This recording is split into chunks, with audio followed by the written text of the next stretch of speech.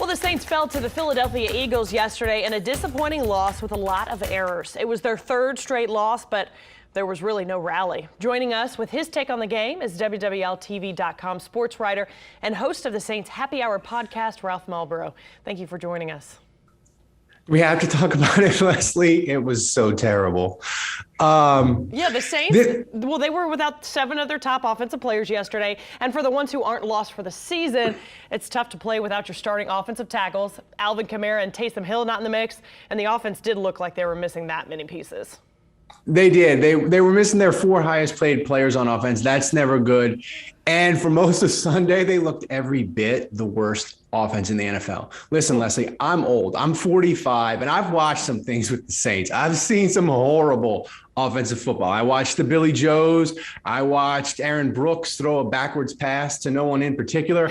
I even watched poor Danny Werfel get football murdered back in like 1998. He got sacked 6 times. The Saints didn't get inside the San Francisco 30-yard line. It was terrible.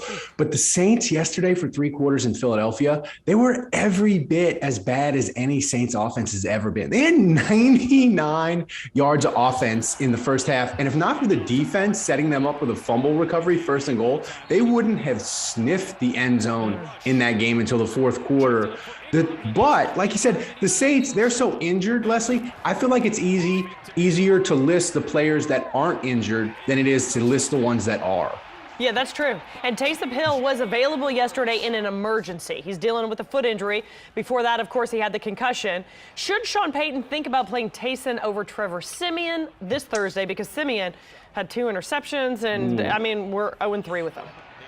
Ooh, yeah, the short answer is probably not, because Taysom, he was healthy enough barely to play yesterday, right?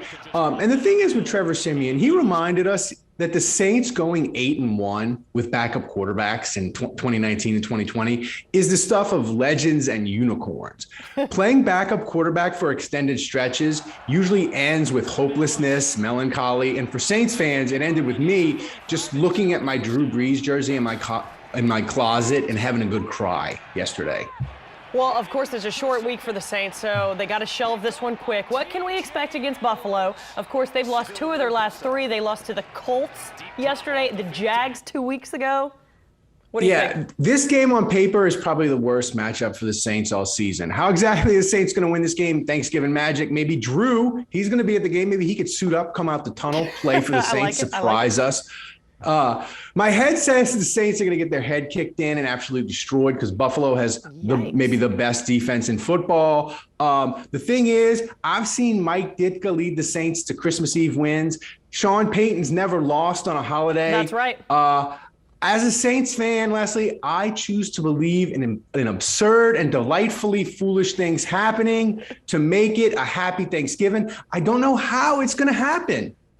But we got to believe, well, I'll tell you what, because believing in the Saints is more fun than the reality. If these players can't get up for $1 million, the millions of dollars they make, who doesn't want to eat that turkey wing at the end of the game? Talking to the sideline reporter just biting into the turkey leg.